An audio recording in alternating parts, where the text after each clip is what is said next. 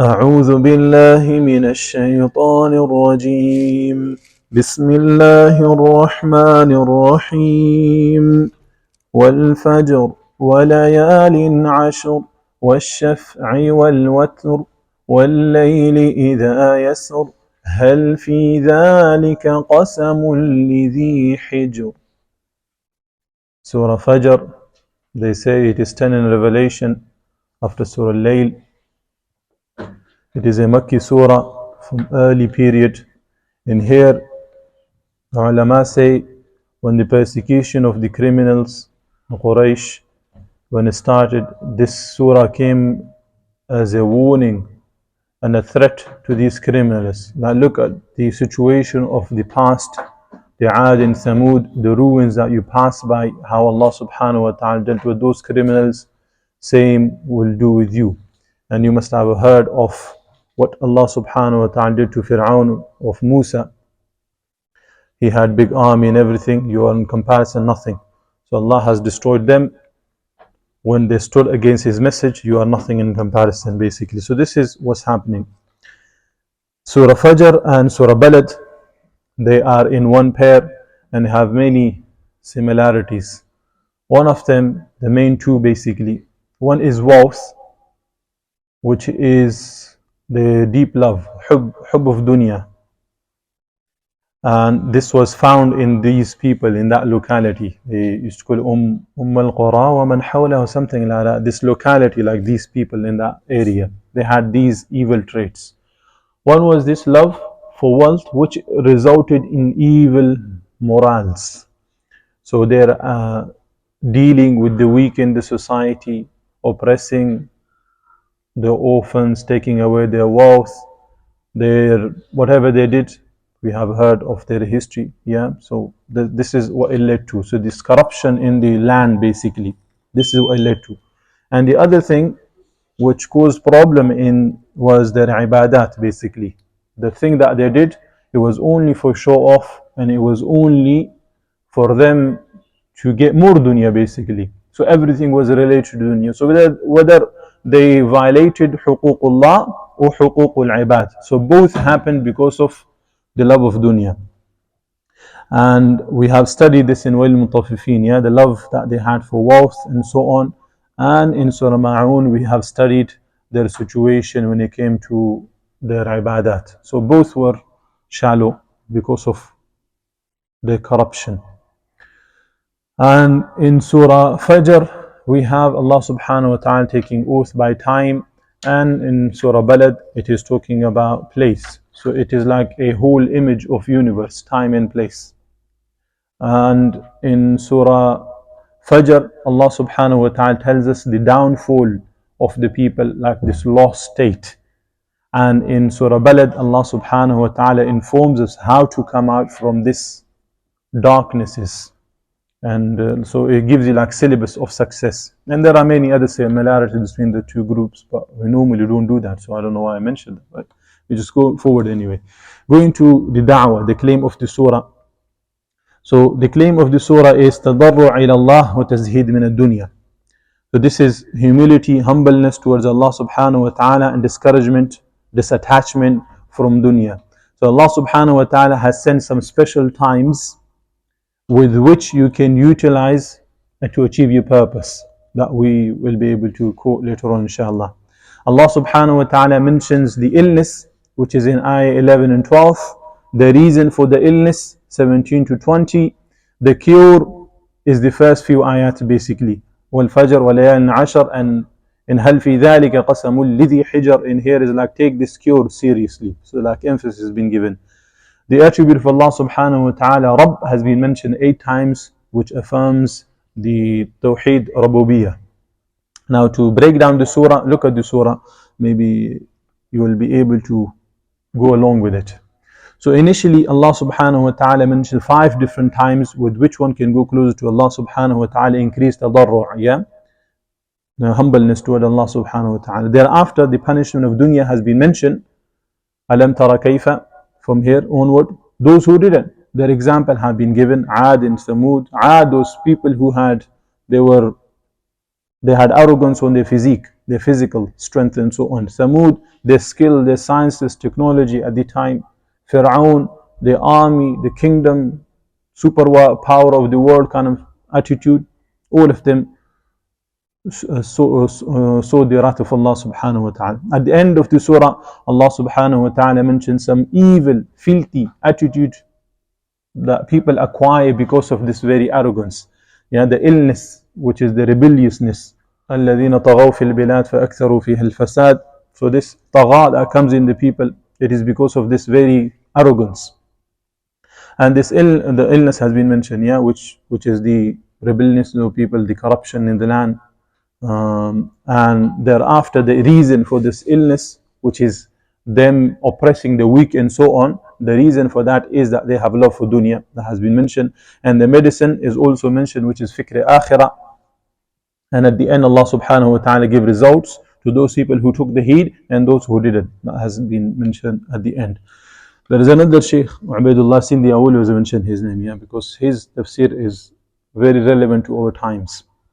He actually breaks down this surah to 4 different parts. And then he links, like we go 4 different oaths that's happening at the beginning, yeah.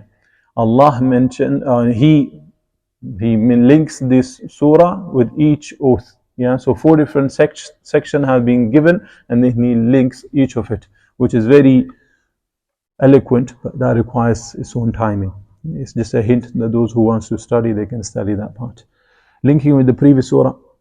Last ayah of Surah Ghashiyah ends on the authority of Allah subhanahu wa ta'ala. Inna ilayna iyabahum, thumma inna alayna hisabahum. Some glimpses of His authority in this dunya, Allah subhanahu wa ta'ala has given us in the shape of Alam tara kayfa fa'ala rabbuka bi'adi ramadati al-imad, yeah, and Fir'aun and so on. That glimpses of His authority has been given in here. Surah Ghashiyah, you are asked to ponder over a part of Allah's creation. أَفَلَا يَنْظُرُونَ إِلَى الْإِبِلِ كَيْفَ خُلِقَتْ وَإِلَى السَّمَاءِ كَيْفَ رُفِعَتْ, and so on. In here, same thing has happened. هَلْ فِي ذَلِكَ قَسَمٌ لِذِي حِجْرٍ. You are asked to ponder over some of His creation again. Previous surah, in there it says, if you're not taking the reprimands and the threats and the warning of Allah subhanahu wa ta'ala, in here is you and be given the other side of it, what you're going to be facing basically. Previous surah, Allah subhanahu wa ta'ala talks about the might of the earth, the creation He has built. Like, look at the wonders of Allah subhanahu wa ta'ala, yeah, like we did. فَلَا يَنْظُرُونَ 4, mashallah, yes. So 4 things that you meant to ponder over and so on. Now in here, the other side has been given, that the one who has created those amazing stuff, He is the one who can destroy it as well. So the one where is the might of it, and in here is the humbleness of it. So there is a sign in this for a human being as well, that you are لَقَدْ خَلَقْنَا الْإِنسَانَ فِي أَحْسَنِ تَقْوِيمٍ, but you will only be able to reach that, you will only have honor with Allah subhanahu wa ta'ala if you humble, if you bring tawadu' in your life. If you put yourself down, then Allah will raise you. Otherwise, you don't have any honor. There are other big, huge, mighty stuff that Allah subhanahu wa ta'ala destroys and does not have any say in their existence or non-existence. There are others, but we will mention the last one. In Surah Ghashiyah, in there Allah subhanahu wa ta'ala encouraged toward 4 amazing habits that we mentioned, that we learned from this. And you might not remember, but when we mention, you will remember inshallah. One was that one needs to have juhud wa inqiyam, like the struggling and being steadfast in what you do. Yeah, this is what you learn from the Ibil, how submissive it is and how much struggle it does for its master. Yeah, this was one good habit that a person needs to have. Another was the nafa' of the sama, that it only gives benefits and so on, istiqama of the mountains, and tawadu' of the earth, humbleness, spread out. Yeah, so these amazing 4 qualities a person can take from the creation of Allah. Now in this surah, 4 evil traits have been mentioned that one needs to avoid. One of them is dishonoring people. Another, stinginess, jealousy, and greediness. That has come in the surah. Now we'll go to the surah itself. Yeah? Bismillahir Rahmanir Rahim. In the name of Allah, the one who has control over all the affairs of the world and akhirah. Ar-Rahman, the entirely merciful, the one who accepts the humbleness of all servants. Ar-Rahim, the one who has favored His أحباب النفوس مطمئنة, who is special servants with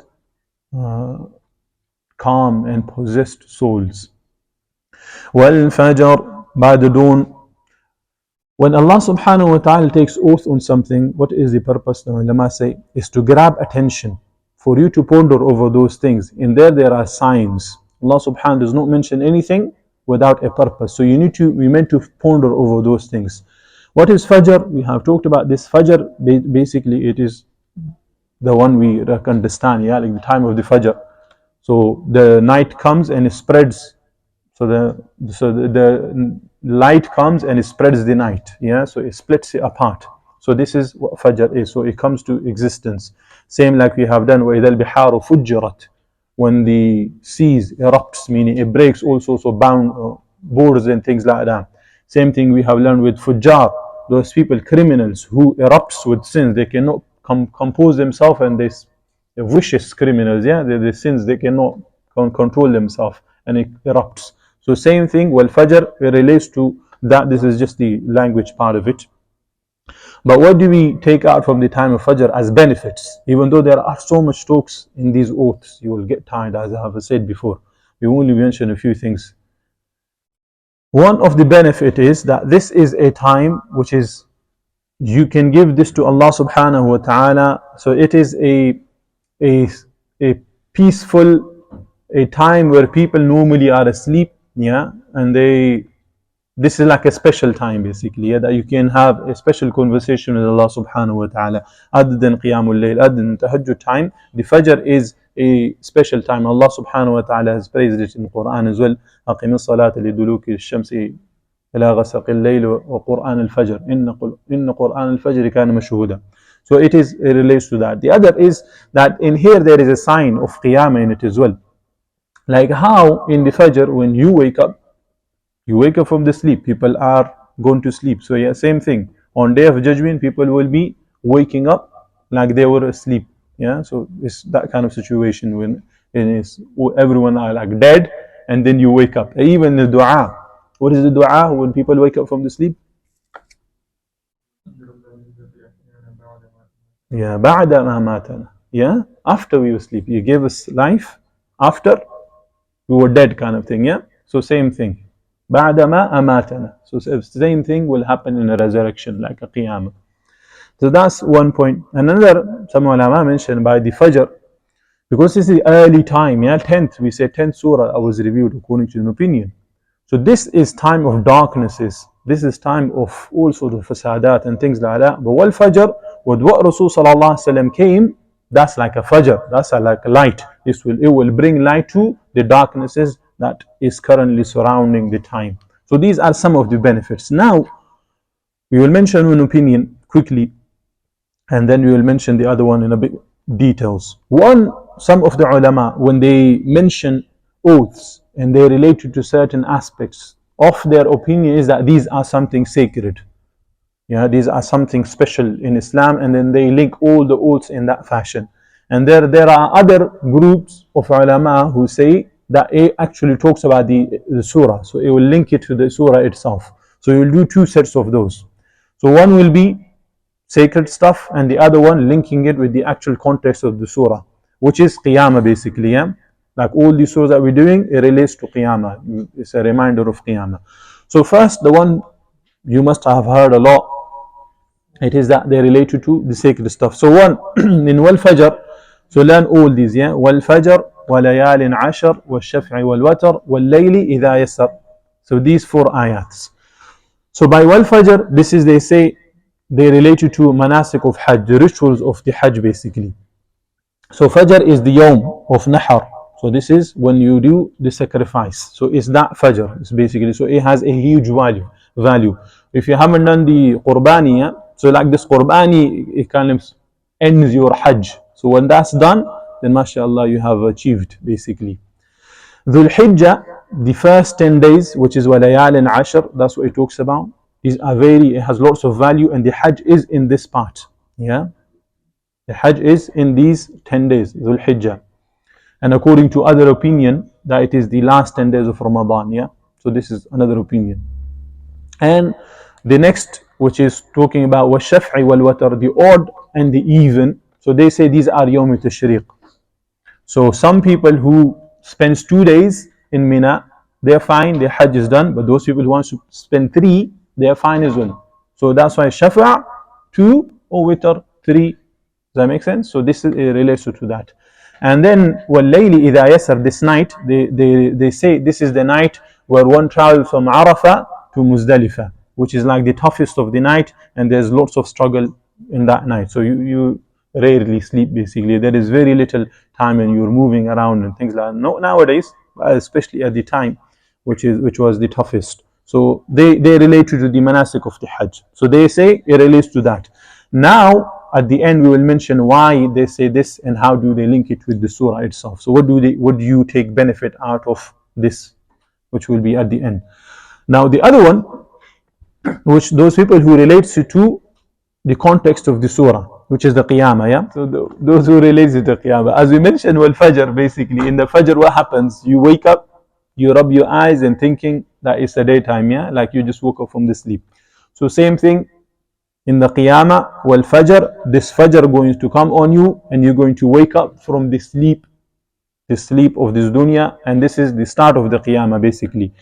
وَلَيَالٍ عَشَرٍ, and by the even and the odd. So even in here, and the no, we missed the other one. وَلَيَالٍ عَشَرٍ وَالشَّفْعِ وَالْوَتْرِ, and 10 nights. What are the 10 nights?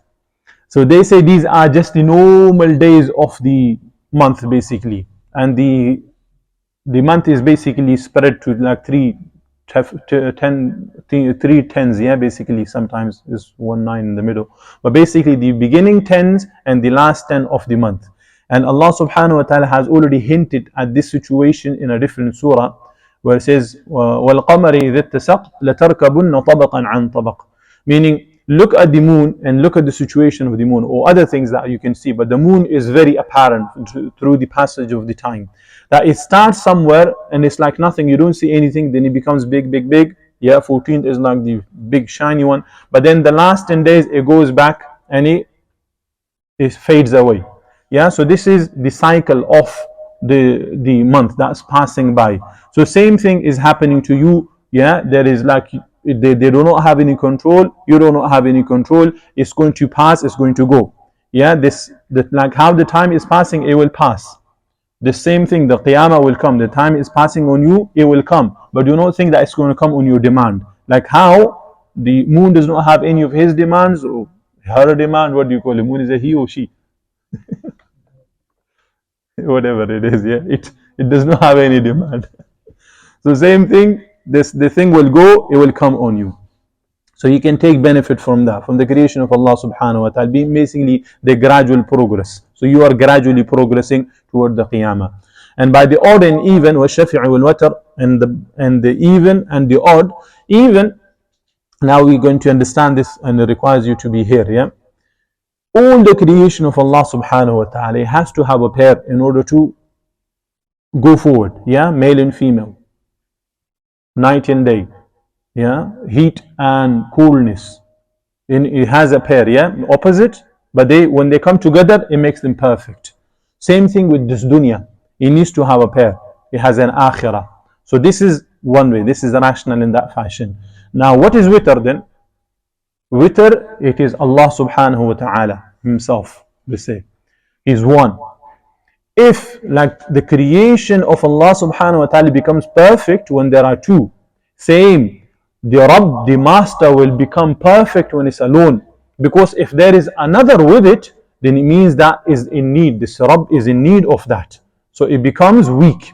This makes the other thing more superior. And this cycle will continue and continue, continue. Does that make sense? So it is like a long cycle, it does not have any end. So it has to be witr, it has to be one.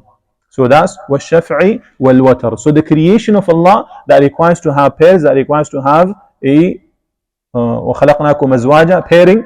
Yeah, same thing, Allah subhanahu wa ta'ala, قُلْ هُوَ اللَّهُ أَحَدٌ. He is alone, totally alone, unique. So we look at it in that fashion. The last one, which is وَاللَّيْلِ إِذَا يَسَرْ, this is more related to Al-Fajr. Yeah, like how the night, when it comes, it seems like it's never going to go away. It takes over everything, but it does pass away. It does come to an end. Same thing with the life of this dunya, with this thing, this world will never come to an end, and things like that. Like how the night comes to an end and day comes out in a grander and a bigger scene, same thing will happen to this dunya. This dunya will fade away and a Fajr will come out, which is the Qiyamah. Does that make sense? Okay, so these were various ways that we, and there are so many others. There are so many others, yeah, that we could have mentioned, but we leave it to, we can mention one more. Yeah, we make one more, and it will relate to make it a sacred stuff. So this Sheikh, his name is Sheikh Ghulam Allah Khan, rahimahullah. He makes he links all these with the best times, yeah, for supplication, showing humbleness to Allah subhanahu wa ta'ala, seeking His pleasure in these times. And I have added my own words to make it so you can understand, yeah. So concentrate. Are we all here? I have to wake you up because, you know, this is nearly the end. Then you are exhausted and it's the 23rd lesson as well. Yeah, and you're very hungry and the day is getting expanded as well. So may Allah accept from you. These are huge efforts that you're putting in, yeah. So let's concentrate. Make sure shaitan do not take you away. Okay, so he says, Yawm al-Nahar. Yeah, this is basically pointing toward Kaaba, because Nahar only happens Yawm al-Nahar. That is special for the Kaaba itself. So what do you do normally? It is special time. You ask Allah subhanahu wa ta'ala for His pleasure. So this may not be possible for everyone, yeah, because you need to, before you go to Hajj, you have to go to Mutif and those guys, yeah, to apply and so on, financial issue, money issue, number issue, and so many issues. So this is not possible. So Allah subhanahu wa ta'ala has given you 10 days of Ramadan, the last 10 days of Ramadan, blessed times, enjoy it, whatever you want to do, do it. Yeah. Now that is a problem as well, because it only comes once in a year. Some people will not be able to see it. So what's going to happen? Allah has given you the odd and even prayers. Yeah. Some are 4, some are 2, some are 3. Yeah. So take benefit from that. So daily you take benefit from that. Now if you, this is a fara'id, yeah, these are compulsory stuff on you. Now if you want to go even closer to Allah subhanahu wa ta'ala, you got a very special time. وَاللَّيْلِ إِذَا يَسَرْ, this time of tahajjud. Stand up, make a special connection with Allah subhanahu wa ta'ala, and have your beautiful conversation with your master. Does that make sense? So you can link it in that fashion, and other ulama have given their own thoughts, and may Allah accept from them all the good and forgive their shortcomings. Now, هل في ذلك قسم لذي حجر, is there in that an oath for one of perception? So like, is there anything in here with someone, for someone who has any brain basically? Can you take anything out of it? So yes, indeed, this is going to be our answer. And this ayah is very special, yeah, because when Allah subhanahu wa ta'ala mentioned oaths, you need to just ponder over it, yeah. But in here, Allah subhanahu wa ta'ala tells you, don't you find anything in this oath. So you are encouraged to ponder over this. So this ayah is very important in that sense, basically. Before we talk about how is it linked to manasik of the Hajj and how was it related to the Qiyamah, what do we take out from it? We'll do that, leave that to our end. But now let's understand one or two words in here. What is Hijr? They say this is, it relates to like a boulder, huge rock. Like you call someone with rock solid aqal, yeah? Rock solid, what do they call it? Aqal in English? Rationals, or what is it? Brain or cleverness? What is it? Anyone knows? Aqal. Wisdom is related, yes. So intelligence, that's what it is. Aqal, okay. So something, what does this aqal do? They relate you to iqal, with this Arab guy who have this thing on his head, yeah. Nowadays it's a fashion, but previously it was a need. They used to have this rope over their head, and they used to take it out and tie the camel with it, yeah. So they used to call that iqal. Same thing, this aqal that you have, Allah has given to you, that you use this so you can restrict so many things with it. Yeah, you don't just say anything with your tongue, you don't just do anything with your body and things like that. So use your aqal, so you restrict yourself. So this is given, like how the rope which control the camel, same thing, this aqal controls you. So this is what it relates to. The ulama say is to grip, comprehend, understand the situation and proceed in a reasonable, rational, intelligent manner. Now, we said we're going to link it with the previous surah. So this is talking to the intelligent people, yeah? So you put your brain in these things and you come to conclusion. Why would Allah subhanahu wa ta'ala mention those things? First of all, when we're talking to those people and we said the manasik of the Hajj. So in here there is a hint that Allah subhanahu wa ta'ala gave you all these amazing things, yeah, these blessings that you could in your locality, the manasik of the Hajj, where you are kind of in charge, the Quraysh over there.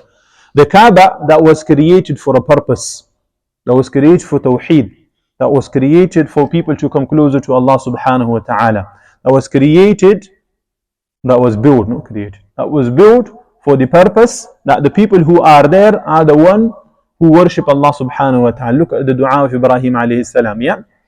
Now look at your situation, what you are. You have made this place as a business hub. You have made this place of shirk. You yourself are running around behind walls. Like we have studied this in Ila fi Quraysh. So your entire purpose of what you have been given is completely lost.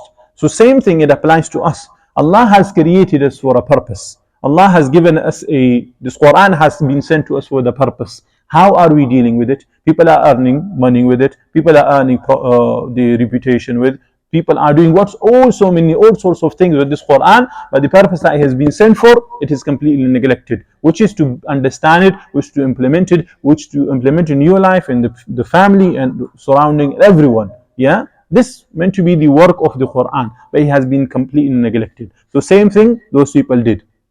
And the other one is the Qiyamah, which is pretty clear. Yeah, doesn't the current phenomena of the world, doesn't it persuade you, doesn't it make you believe that the Qiyamah is certain, that the Qiyamah will come? Like how Allah subhanahu wa ta'ala is doing all those things, doesn't it kind of, it is not rational that it will continue, it's not going to come to a sudden stop basically. So it should convince you the current phenomena that you see.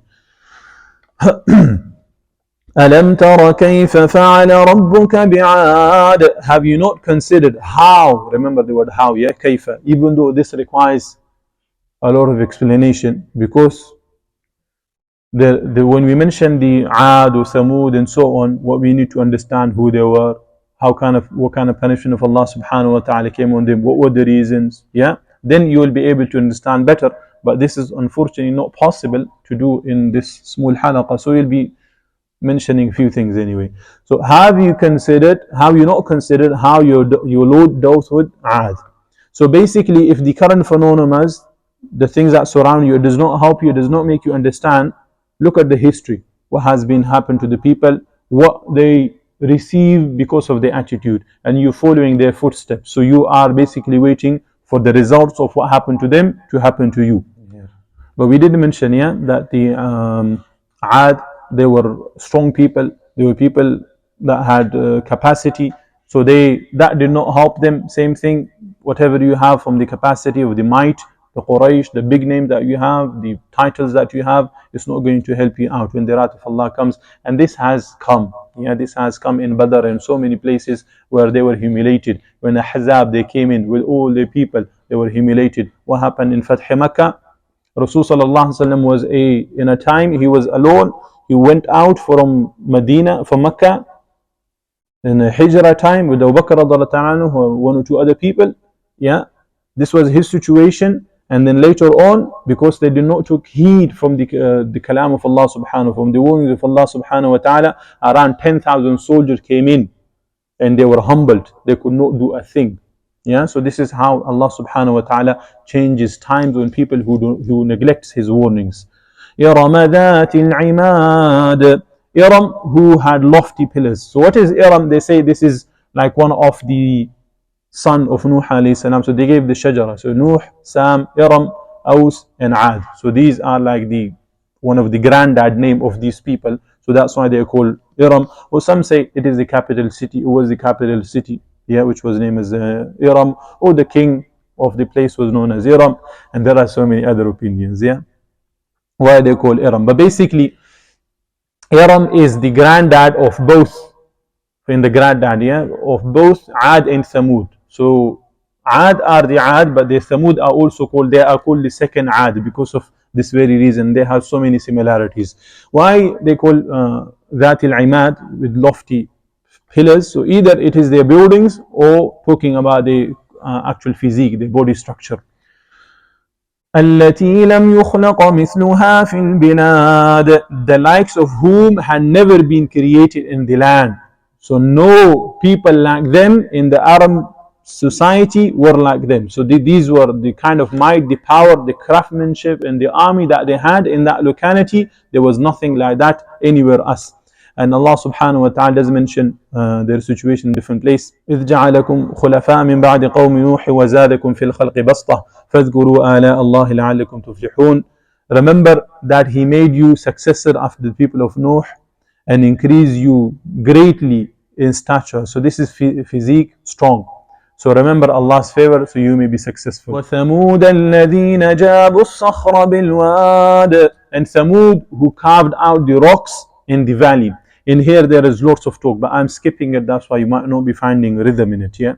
But these are those people who broke, they like you cannot even imagine. These are not just normal rocks like made out of mud and things like that. Even the wording when the ulama say talk about it, yeah, these are proper boulder kind of rocks that they not carved, they split through, they like went into it, yeah. So that's how mighty they were, the things that Allah subhanahu wa ta'ala gave them. So these were those kind of people. What has happened to them is coming later on. وَفِرْعَوْنَ ذِي الْأَوْتَادِ, ayah number 10. And Fir'aun, owner of the stakes. So stakes is either his army, his police and so on. And I think we have mentioned this previously. Fir'aun, they say it was like the first person who managed to create an army unit basically that was always available to do whatever to do. Yeah, previously people used to just call some sort of villages or clans that we go find, let's come together, like nowadays they happen in the villages, yeah, that you go to sort someone out, yeah, let's go, and then everyone is rushing and they go, the sticks and things out with them, yeah. So same thing before like that, yeah. But this Fir'aun, so that's why they said it's owner of the stakes, meaning Imad, they relate to the army. And other people say because he punished people with the nails. Okay, he used to put that in the people, so that's why he's been called with this. And they say his own wife Asiya was tortured in the same fashion by this evil tyrant Fir'aun with the nails. Wallahu a'lam. Going forward, الَّذِينَ طَغَوْا فِي الْبِلَادِ. So all of them had same quality in them. What was the quality? Evil trait, which was whom oppressed within the lands. These criminals respond to the favors of Allah subhanahu wa ta'ala. Allah gave them what they gave them, and what they responded with, tughyan, crossing their boundaries. It is a hint to the people who are listening, yeah, at the time, the audience. You have been given, like the manasik of the Hajj we mentioned, yeah, you have been given all these honors. You are being looked after in this land, and what are you doing it with? What are you doing? How are you responding to the message of Allah? Yeah, the actual purpose of this house, how are you responding it to it? Same thing, an answer we can take related to our own times. How are we responding to Allah subhanahu wa ta'ala? There's so many favors that He has given to us. You can just ponder over just your own life. Forget about giving favors to the ummah, just to yourself. How much He has given to you, and how are you responding personally to the Allah's favor? Is it in a positive manner, you're appreciating Allah, or you're using those same favors to go against Allah subhanahu wa ta'ala? Yeah, whether it is your understanding of technologies, what is your understanding of how to use whatever things, yeah, how are you using it? Yeah, so it needs to hit home. Every ayah needs to hit home. You need to understand, otherwise it is going to be just information. فَأَكْثَرُوا فِيهَا الْفَسَادِ, and increase therein the corruption. What does it relate to? When people cross the boundaries in their personal behavior, it gives a worst image. It increases to more. So you yourself will not be obeying Allah subhanahu wa ta'ala. Then you will create an environment which will lead to that same mahul, yeah, like we have talked about. Remember the situation of the films, yeah, in the villages a long time ago, and now watching movies and things like that, how it changes. Or another perspective will be, you will not accept, you will not do good, and you will stop other people. So this is from fasad as well, which is from corruption. You don't want to accept Islam, you don't want to implement Sharia, you don't want to bring the Qanun of Quran and Sunnah in your life, in your house, in your land, yeah, and you will stop other people, you will propagate against it. Or if you could do anything physical, you financially, you will stand up. Yeah, so this is, it relates to that. It because of what you do, it relates to, it leads to other problems. فَصَبَّ عَلَيْهِمْ رَبُّكَ سَوْطَ عَذَابٍ. So your Lord poured upon them a surge of punishment. You completely drench yourself with disobedience of Allah subhanahu wa ta'ala, internally and externally, around your society and so on. What do you expect? Same thing. A punishment of Allah subhanahu wa ta'ala will come, which will surround from all the sides. وَاللَّهُ مُحِيطٌ بِالْكَافِرِينَ, from all directions. So same thing. And they say, one of the Shaykh Aminullah Peshawari, rahimahullah, he says that he is like the whip, your chabaq of Allah subhanahu wa ta'ala came. And this is one chabaq that has come on the people in this dunya. What he is holding of the punishment is going to be on a different level in akhirah for these criminals. Wallahu alam. Continuing further. Inna rabbaka labil mirsad. Indeed, your Lord is in observation. Like in here is like a threat, like a punishment came on them. Same thing. You are waiting for the similar kind of destruction. Or another way of understanding mirsad, people say like murcha, yeah, like where you hide somewhere, yeah, for your prey to catch or for someone to attack. Same thing. Allah subhanahu wa ta'ala, you cannot see Allah, but the punishment of Allah subhanahu wa ta'ala comes on criminals again and again and again. It is not something that has happened to Ad and Thamud and Fir'aun and we have never seen it again. You can look at the situation of the countries. Look at the one you're living in, UK, what they were doing and what they are now. Look at other lands, Portugal, Italy, France and so on, what they did and how mighty they were and how they are now. Yeah, you can look at Mongolians, you can look at the Khilafah the Muslim had and so on, what kind of thing that they had. This is on that level, yeah, that how they became nothing.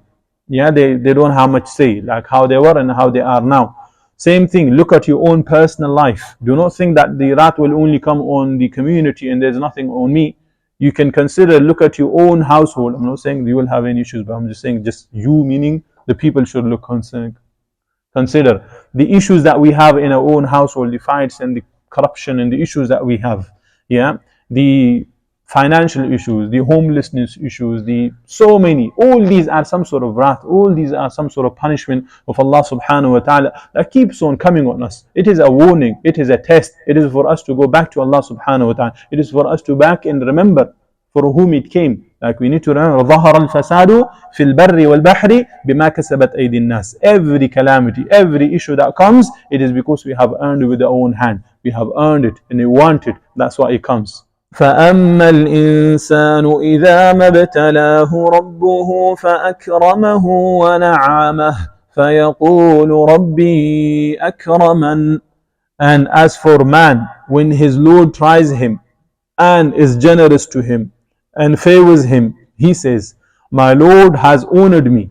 So what kind of person is he talking about? Who, raise your hand, who can answer this? Is he talking about a good person or a bad person? MashaAllah, MashaAllah. Is he somewhere there? Or? Yeah, that's why. Otherwise, it sounds beautiful, yeah? Like a person who has lots of wealth and he says, Allah has honored me, and so on, yeah? That kind of mentality. But in here, it's completely different. The wording itself requires a lot of time, but we will just mention one or two things from it.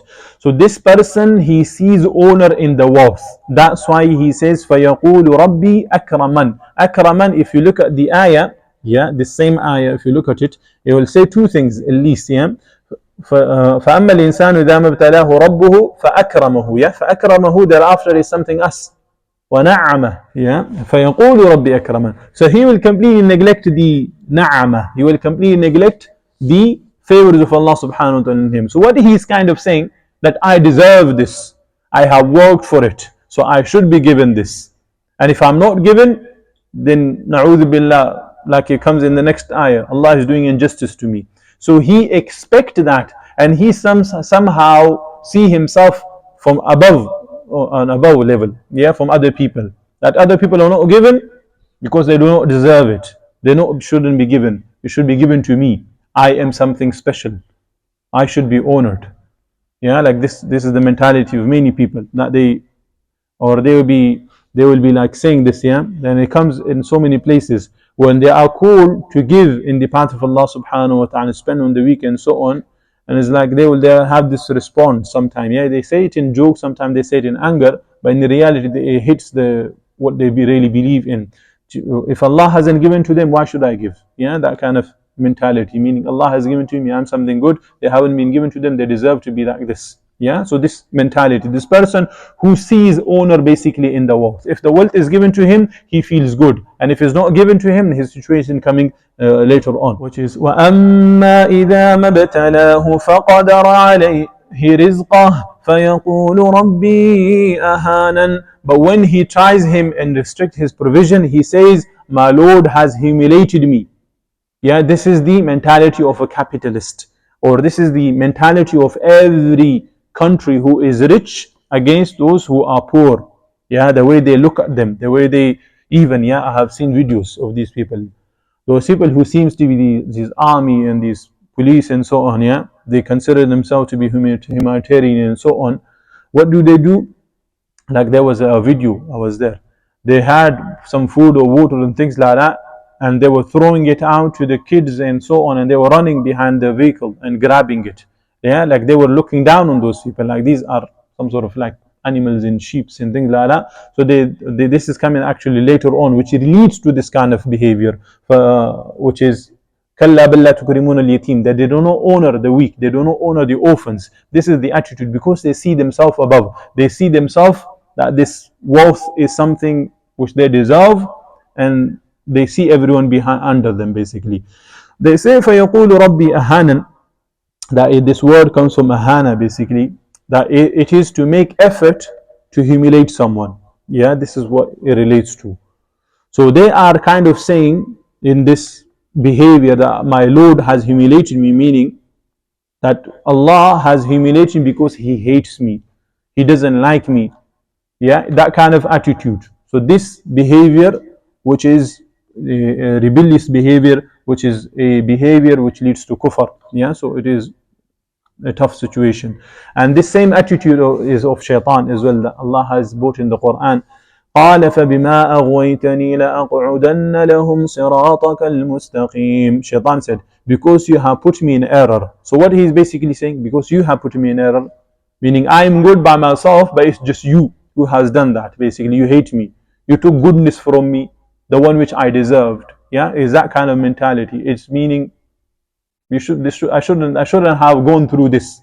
It's just you basically. What is deciding is unwise, and it's unethical basically. This mentality that the people have concerning their Rabb, which is a very, very evil mentality basically.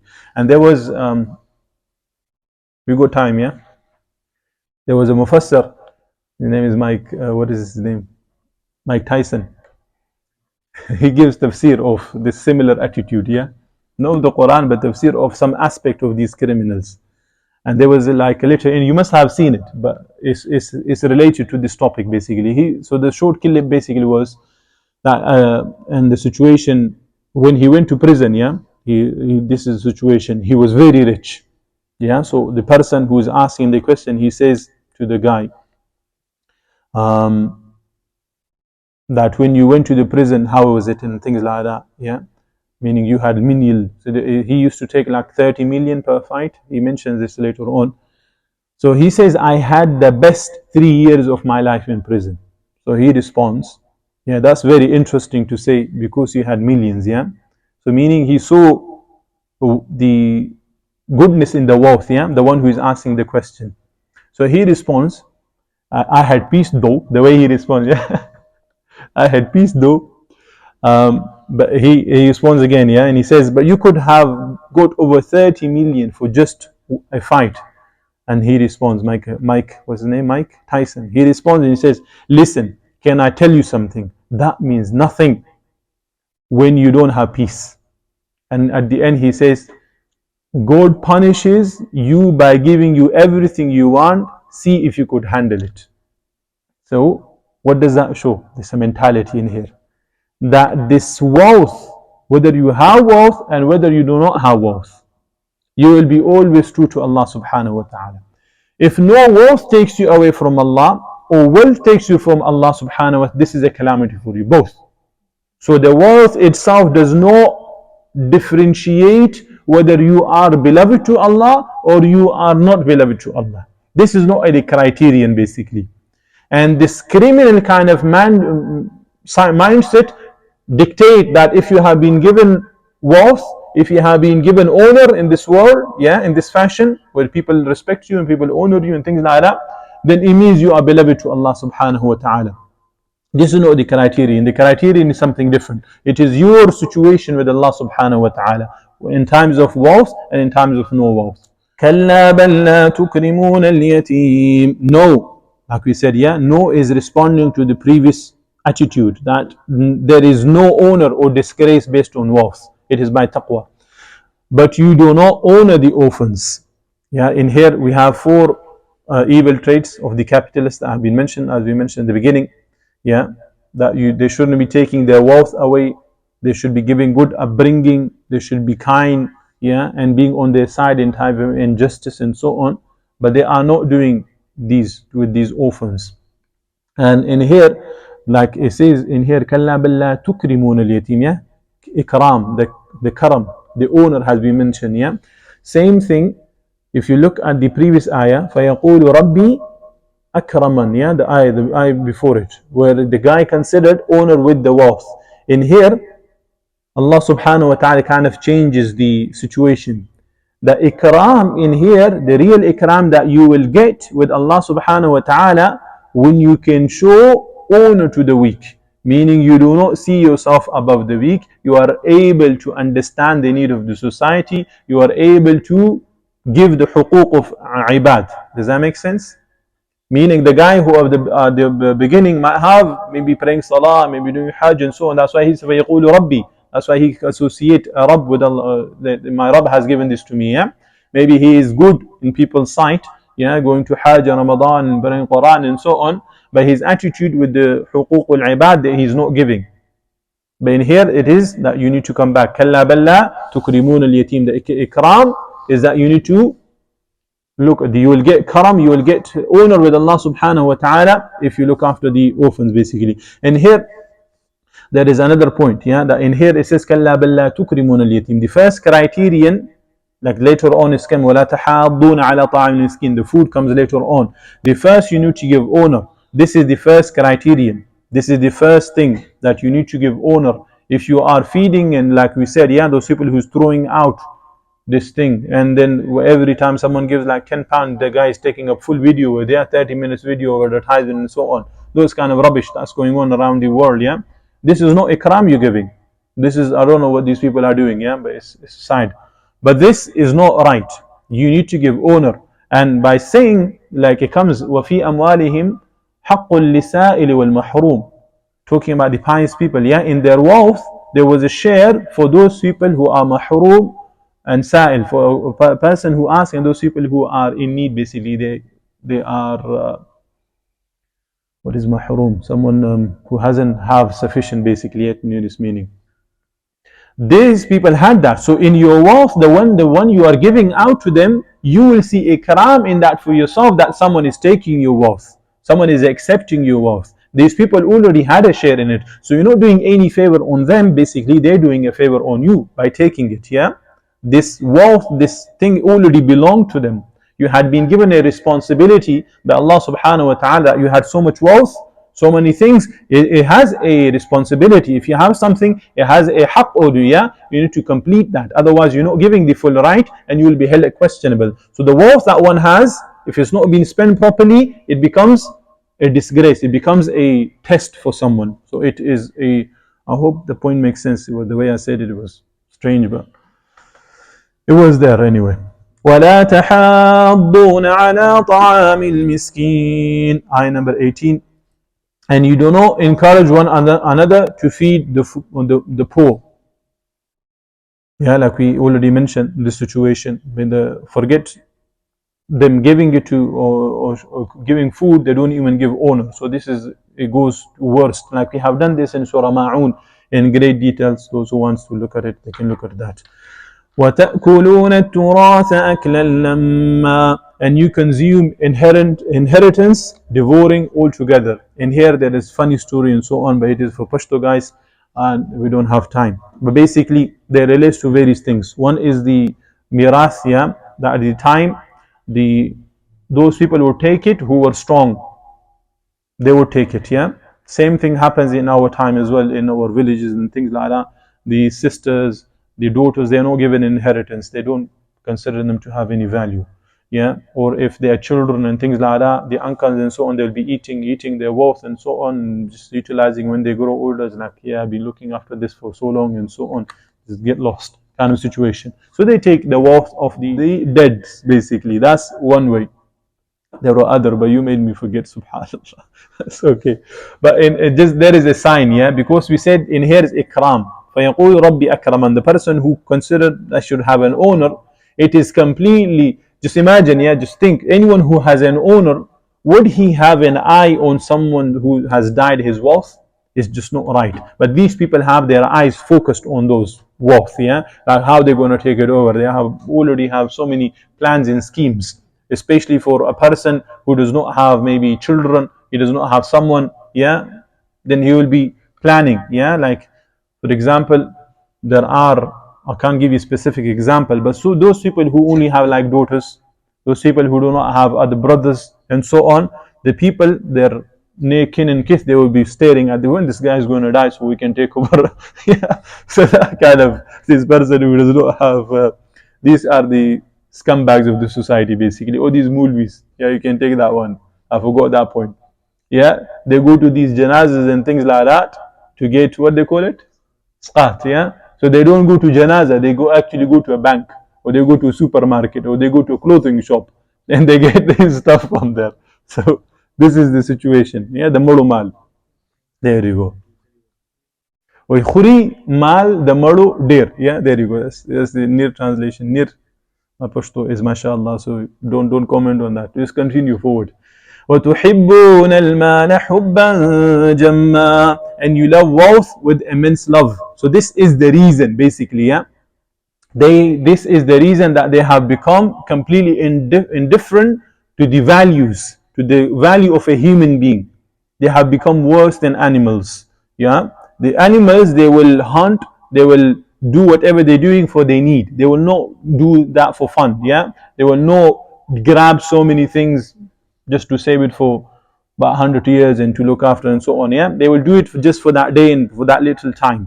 But our situation is completely different. May Allah safeguard us. And this relates to too many points. But there is an ayah in Quran which beautifully explains it. Allah subhanahu wa ta'ala says, قُلْ إِن كَانَ آبَاؤُكُمْ وَأَبْنَاؤُكُمْ وَإِخْوَانُكُمْ وَأَزْوَاجُكُمْ وَعَشِيرَتُكُمْ وَأَمْوَالٌ اقْتَرَفْتُمُوهَا وَتِجَارَةٌ تَخْشَوْنَ كَسَادَهَا وَمَسَاكِنُ تَرْضَوْنَهَا أَحَبَّ إِلَيْكُم مِّنَ اللَّهِ وَرَسُولِهِ وَجِهَادٍ فِي سَبِيلِهِ فَتَرَبَّصُوا حَتَّى يَأْتِيَ اللَّهُ بِأَمْرِهِ وَاللَّهُ لَا يَهْدِي الْقَوْمَ الْفَاسِقِينَ. In here Allah subhanahu wa ta'ala issues fatwa on these certain people who love their wealth. So he says, say, O Muhammad sallallahu alaihi wasallam, if your fathers, your sons, your brothers, your wives, your relatives, wealth which you have obtained, commerces where you fear decline, and dwelling with which you are pleased, are more beloved to you than Allah and His Messenger and jihad in His cause, then wait until Allah executes His command. And Allah does not guide the defiantly disobedient people. These are fasiqeen. There you go. Yeah, those people who prioritize, their goal is dunya, their goal is wealth. This will decide whether they do something or they don't do something, whether they're going to have relationship with certain people, whether they're going to be honoring their neighbors, rich or poor. It will decide that, basically. Yeah, they will have relationship with one uncle, one mamu who is rich. Yeah, they will have that. They will completely neglect other weak in the society and poor. They do not want to go even nearby them, just because they might be look at them and they might be in need, and if they don't give it, he will feel, yeah, that kind of situation. So they will, so the criterion basically for them is this dunya. If someone has dunya, he will be happy to be around them. If someone does not have dunya, he will not be around them, yeah, and he will distance himself from any, his name being mentioned and this weak person name being mentioned in the same sentence. Basically, they will consider it to be dishonor. I hope the point makes sense. Yeah, does it make sense? Yeah.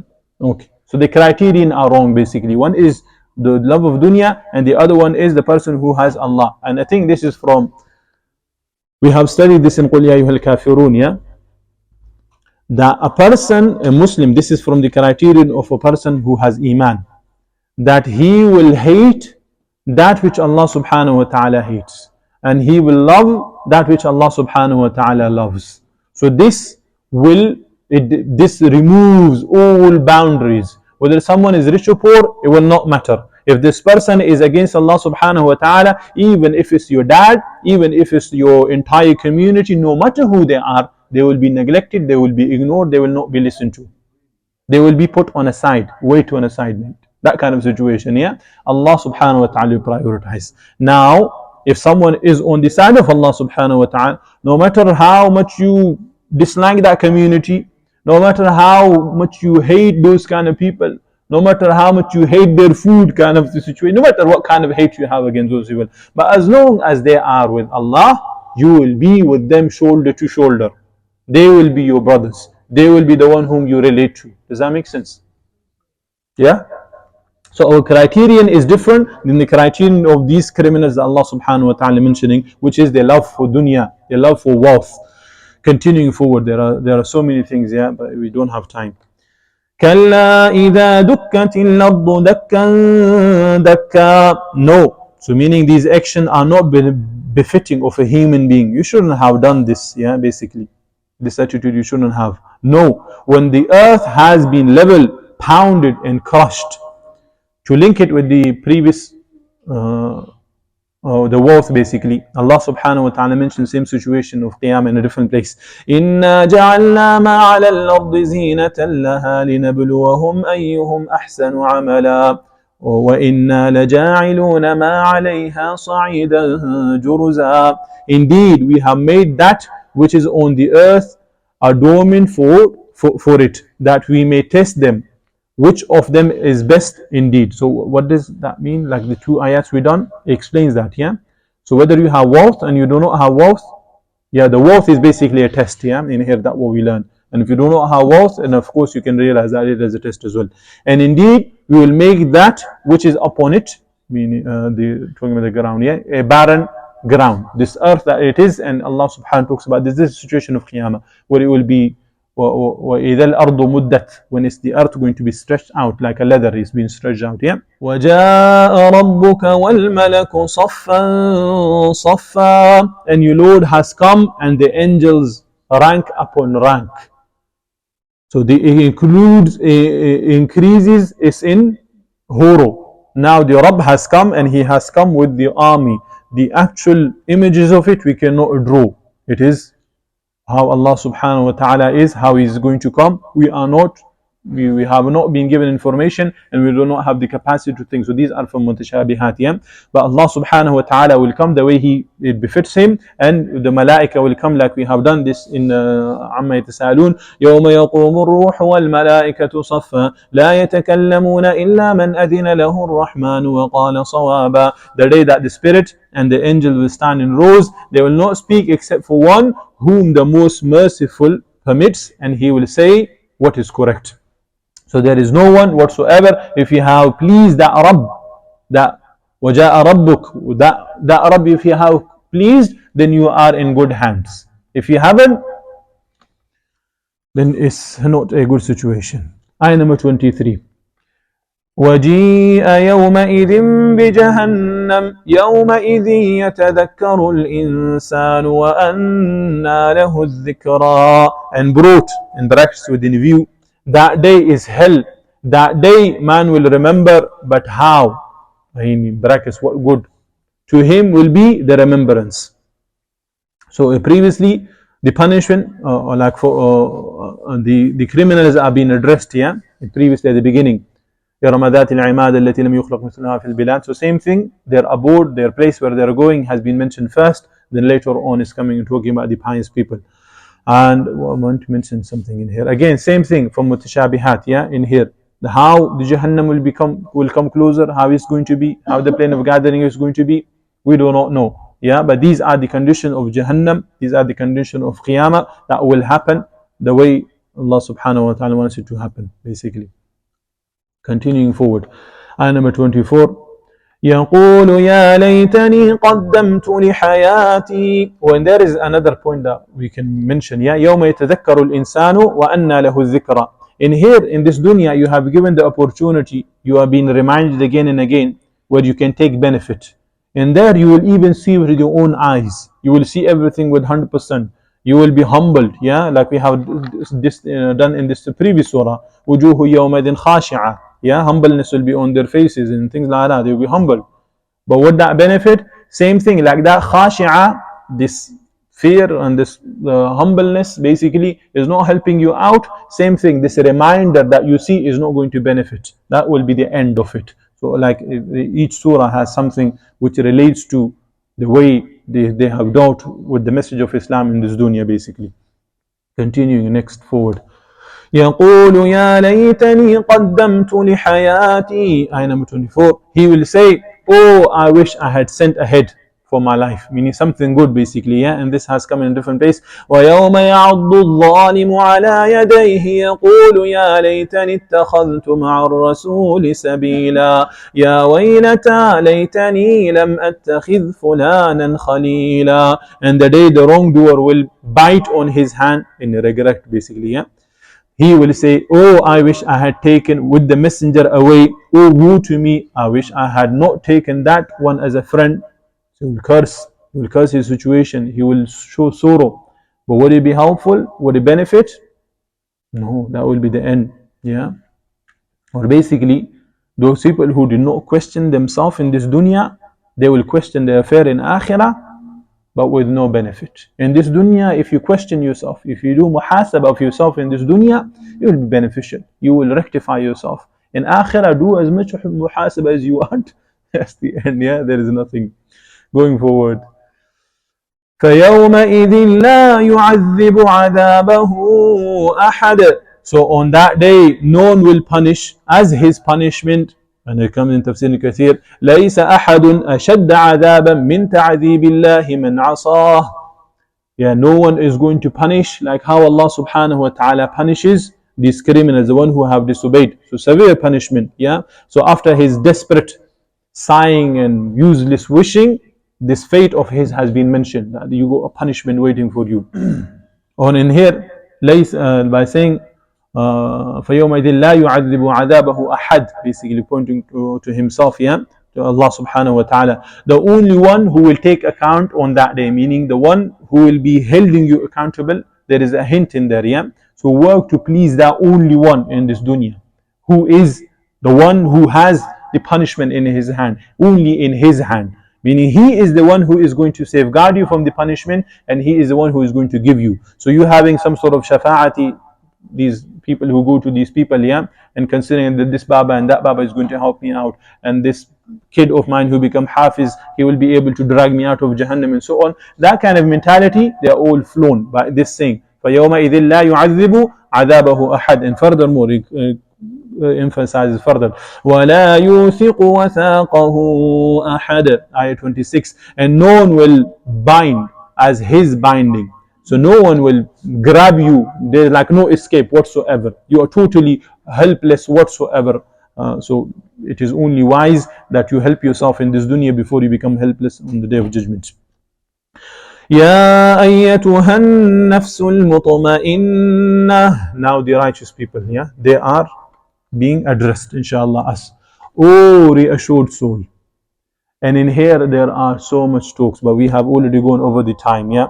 But reassured, yeah, you can take it in this dunya. Basically, a mu'min, a person who believes in Allah subhanahu wa ta'ala, initially they will be going through struggles and issues, yeah. When you want to break away from evil friends, you want to break away from evil society and things like that, they will be thinking, yeah, people will make your life hell basically. But once you have accepted Allah subhanahu wa ta'ala as your one Rabb, and you have left all other gods which are in fashion, which are in fitting in the society, doing so many things for the people, doing so many things for your elders and so on, when you have left those gods, yeah, and you have taken one, you will be reassured. Everything you are doing, you will be content. You will have one straight path. You will not be confused. You will not be in anxiety. You will not be like, should I wear this or should I wear that? Yeah, you will only have like one jubba basically. You just jump in there. This is a bad example. I'm just I'm just giving you a understanding, yeah, that you will have only one Rabb to please. You will have only one master. You will have only one criterion. You will have only one book to follow. You will only have one way. Is that understood? So you will be reassured. You will be mutma'in. You will be content with what you are doing. Yeah, in akhirah, one of these two ways ulama mentioned. We can take a few minutes extra, yeah? Yeah. Muhammad, are you okay? Good. As long as you're okay. In the dunya, in akhirah, when person is dying, الذين استوفاهم الملائكة طيبين يقولون سلام عليكم. When they are dying, when they're passing away, inshallah, our situation, the malaika will come and they will give shabashi, like, well done, you have done the job. Yeah, this is Ya ayyuhan nafsul mutma'inna. So that's how they've been addressed. This is one way of their talking. But this is more relevant to in akhirah, when Allah subhanahu wa ta'ala is addressing them directly. Because we have already mentioned the punishment, we have already mentioned the situation of the criminals, which is hashar, yeah? So it is not the before that. So this will be Allah subhanahu wa ta'ala will giving them the shabashi, will then giving them this, that you have done the job. Allah subhanahu wa ta'ala making them reassured basically, which will continue forward. ارجعي إلى ربك راضية مرضية. Return to your Lord well pleased and pleasing to him basically, yeah. So this is the reason for the true satisfaction that has happened in previously. Mutma'inna, he has assured, he has been content, he has received that because Allah subhanahu wa ta'ala is pleased with him and he has seen his a'mal which are beautiful. And there come a beautiful hadith here, and we will end this ayah on that. It says عن أبي موسى عن النبي صلى الله عليه وسلم قال من أحب لقاء الله أحب الله لقاءه ومن كره لقاء الله كره الله لقاءه. It's very tough hadith, yeah. And it comes in Muslim. The Prophet صلى الله عليه وسلم said, whoever loves to meet Allah, Allah loves to meet him. And whoever hates to meet Allah, Allah hates to meet him. Does that make sense? Is that understood? So this is the situation. فَدُخُلِي فِي عِبَادِي, and enter among my servants. So this is further gift, yeah. So we'll have, of course, he has received the pleasure of Allah subhanahu wa ta'ala. He has received appreciation of his own deeds basically. Now he will be going to his abode. He will be entering with similar kind of people. So he will have a good surrounding. He will have people around him as well. فَادْخُلِي فِي عِبَادِي. And there is two ways, two prophets that has come in the Quran and in the dua. You can look at it yourself, but just give you the names. One is Sulaiman alayhi salam. He had a kingdom that no one can imagine. Yeah, Allah gave him so much from the kingdom. And you look at his dua and his attitude, how he considered what basically ikram was. You can look at that. وقال ربي أوزعني أن أشكر نعمتك التي أنعمت علي. You can look at that. And there is Yusuf alayhi salam. He went to so many oppression, he went so many things, so many issues, so many problems, but at the end of the day, his situation, how he was, same thing. He showed honor. He showed only being grateful to Allah subhanahu wa ta'ala. So both, whether a prophet who was wealthy and he had lots of things, and a prophet who went so many things through so many things, later on he had received kingdom and things like that. But before that, he never complained. He never said anything, why Allah, why did you do this to me, and so on, and this and this and this. Yeah, he never did that. So this both the prophets at the end of the dua, they ask Allah subhanahu wa ta'ala, وَأَدْخِلْنِي بِرَحْمَتِكَ فِي عِبَادِكَ الصَّالِحِينَ, and the other one is وَأَلْحِقْنِي بِالصَّالِحِينَ. Talking about this part, yeah, which relates to the main two ayats of the surah and this surah. فَدُخُلِي فِي عِبَادِي. And there is, because we said, yeah, We don't have time. Otherwise, you would have really enjoyed it if you had like 6 hours. وَدُخُلِي جَنَّتِي وَدُخُلِي جَنَّتِي and enter my paradise. Who is saying? Allah subhanahu wa ta'ala. My paradise. When He gives it His title, imagine what is, you can't imagine, yeah, what that will be. It will be on a different level. So this is going to be the abode for these pious people, yeah. And this has been mentioned as the last blessing. We will do quick summary. Yeah? These times you can become humble and obey Allah subhanahu wa ta'ala. Then 3 nations are mentioned who did not do that, yeah, and the result basically, their pride on their physique, craftsmanship and kingdom and so on. Yeah, they had the illness of rebelliousness, tagha, which led to corruption in the land. Thereafter, another illness is mentioned where people consider wealth to be the criterion for honor and dishonor. Allah gives reprimand to them and discourages them from another 4 evil traits, which are the means of real dishonor, which we mentioned, yeah. And these evil traits come in people when they see honor in wrong places, basically, yeah, in dunya instead of akhirah. And takhwif ukhrawi has been given in 8 ways. I can mention that, but it's going to be too much time, yeah. And glad tiding has been mentioned for the pious people in 6 different ways. Now, the last part, which is the beginning and the ending, the mutma'inna soul, which has been mentioned at the end, yeah. Ya ayyuhan nafsul mutma'inna. Why did he receive this title? Because he appreciated Allah subhanahu wa ta'ala in the oaths that he mentioned. هل في ذلك قسم لذي حجر, the qisam, yeah, والفجر وليال عشر والشفع والوتر. He really appreciated Allah subhanahu wa ta'ala blessings. Does that make sense? That's why he's been given the title of mutma'inna. Or the people of Dhil Hijr, the قسم لذي حجر. These are the people that has been mentioned here. Who are they? The people of perception. Who are they? And what is their result? It has happened at the end. Does that make sense?